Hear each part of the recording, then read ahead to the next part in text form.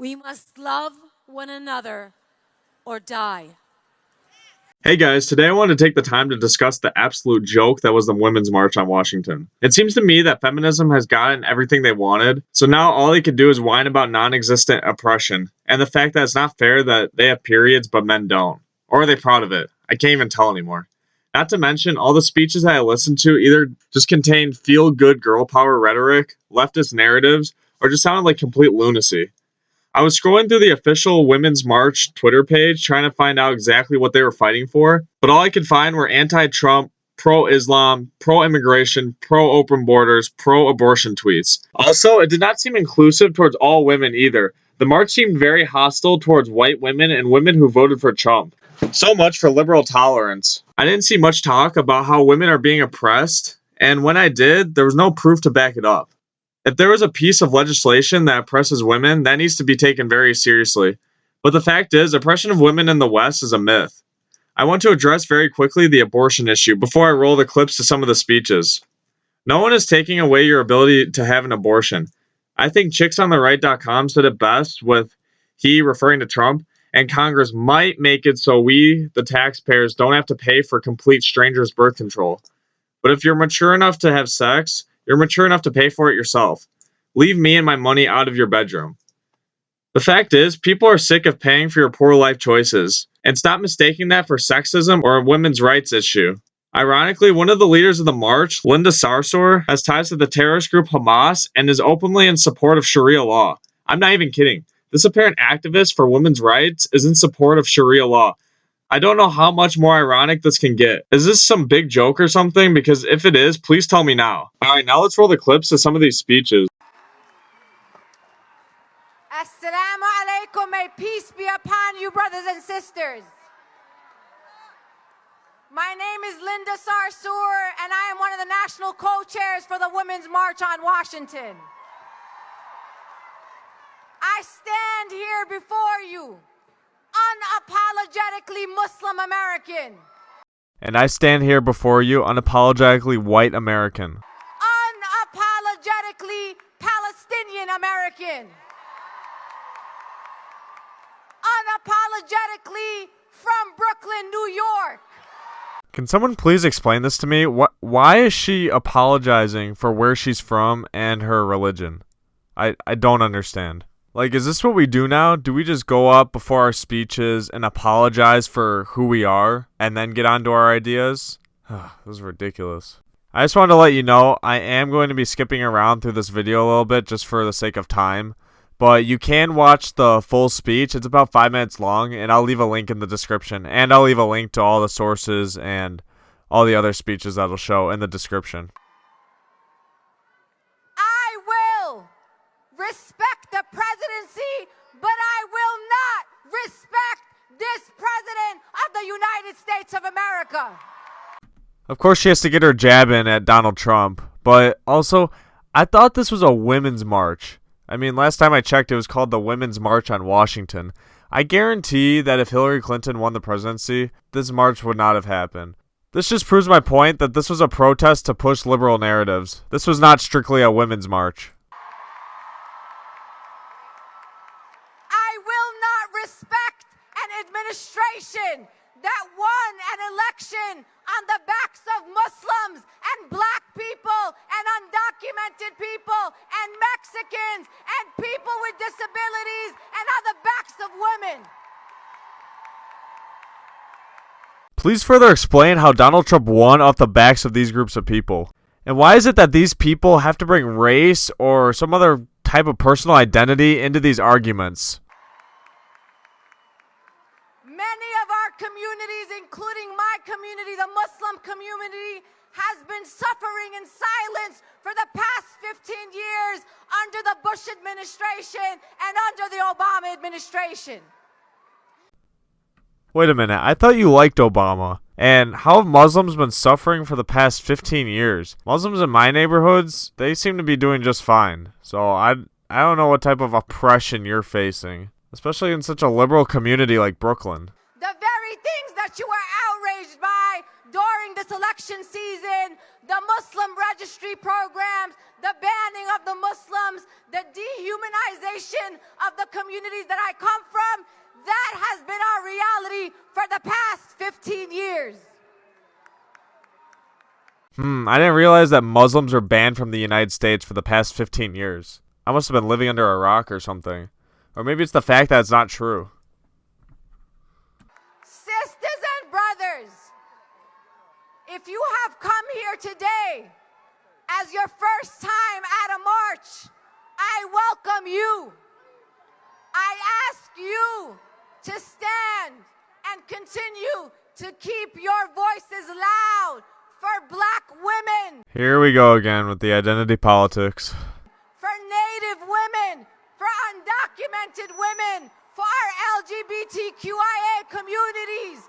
Man, that acronym just keeps on growing. It was so much simpler when it was just 4 letters. Now it seems like it's the whole frickin' alphabet. We are this nation's moral compass. A moral compass that supports Sharia law? That doesn't seem like much of a moral compass. If you want to know if you are going the right way, follow women of color, sisters and brothers. Why would I follow somebody just because of the color of their skin? This is complete lunacy. And this whole time, all you've done is brought up race, sexual identity, and religion. And you call us the racists. This whole time, I don't think she's brought up one idea or stance that she has, besides hating Donald Trump, which barely qualifies as a stance, and is not even close to an original idea. I want to remind you that the reason why you are here today is because mothers and yoga teachers and organizers and bakers came out to organize. Ordinary people made this happen. No corporate dollars, no money from corporations. This is your dollars. This is your work. Besides the fact that George Soros funds 50 of the Women's March sponsors, reported by none other than the New York Times. This is you made this happen. I am honored to stand here today on the stage as a national co-chair with Tamika and Carmen, who are my sisters, but also with my family, because I organize for my mother, I march for my daughters and all of my children. But most of all, I am my Palestinian grandmother who lives in occupied territories, wildest dreams, sisters and brothers, and I'm so proud to be here with all of you. Justice for all. Well, thank God that is over. Now, I won't be able to show all of the speeches that I personally watched, but I want to show one more. This was going to be Madonna's speech, and she sounded like a complete lunatic up there. I'm probably going to pull more bits and pieces from hers, since we're kind of running out of time. But she even joked about it. She seriously was talking about blowing up the White House, and her speech just kept going on, and honestly, it did not even make sense. So enough of me talking about it. I'm just going to roll some of these ridiculous clips. Thank you, Amy. I'm just going to head on over here. Should I stay here? Go over there. Over here. Okay. Hello. First of all, she can't even find where she wants to do her speech. I mean, I wouldn't be surprised if she was high during this event. And check out this hate that her speech got on YouTube. She got around 11,000 dislikes compared to just under 5,000 likes. That has to tell you something. Welcome to the revolution of love.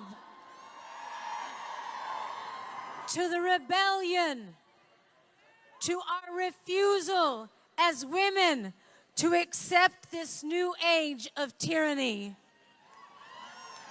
where not just women are in danger, but all marginalized people, where being uniquely different right now might truly be considered a crime. Where are you getting these ideas from? Why do you think what you're doing right now would be considered a crime?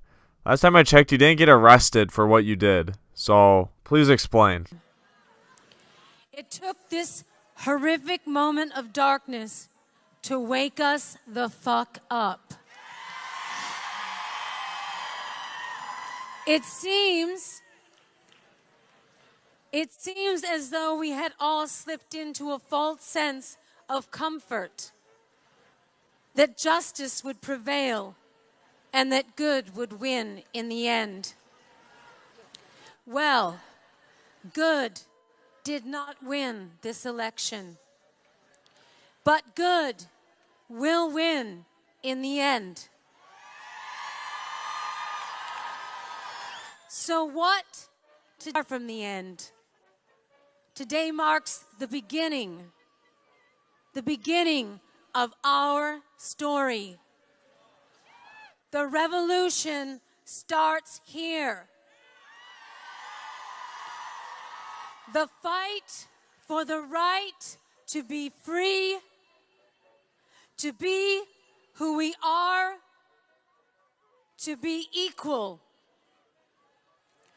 Let's march together through this darkness, and with each step, know that we are not afraid. That we are not alone. That we will not back down. That there is power in our unity, and that no opposing force stands a chance in the face of true solidarity. And to our detractors that insist that this march will never add up to anything, fuck you.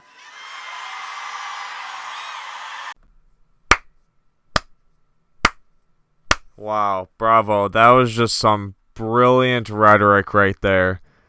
To those who oppose you, you can just say fuck you and they will go away. There will never be an opposing idea again. All you have to say to those people is fuck you. Yep.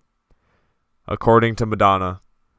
Yeah, as you could tell, this is where her speech really started falling apart, and she started digressing into true lunacy, in my opinion. So yeah, I know I didn't end up cutting out a lot of it, but it ended up just being so horribly amazing that I had to show most of it.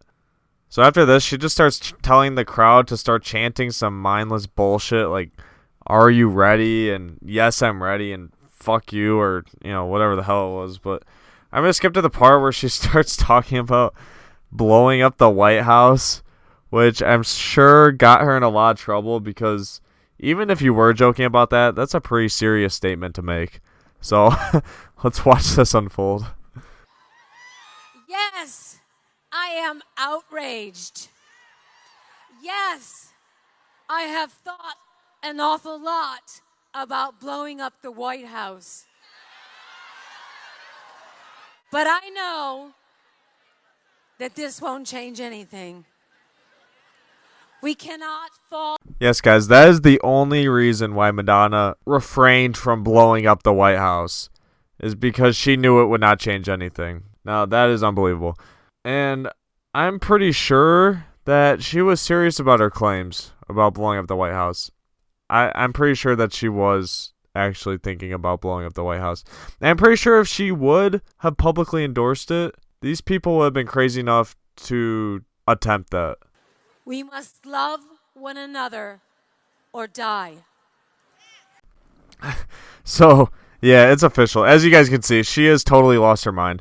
And the rest of the speech is just her getting the crowd to chant more mindless bullshit. So yeah, if you guys want to see the rest of it, or if you guys want to see the whole speech unedited, and Linda Sarsaw's speech also, I'm going to put the links in the description. And also I'm going to put the links to some other weird speeches that I saw. Like, I'm sure you guys have seen the Nasty Woman speech. That it's some actress that did it, obviously. But the that's gonna be it for this video. If you guys liked it, feel free to, like the video, share it, and subscribe to my channel. I'm gonna be doing more of these videos, and I will see you guys next time.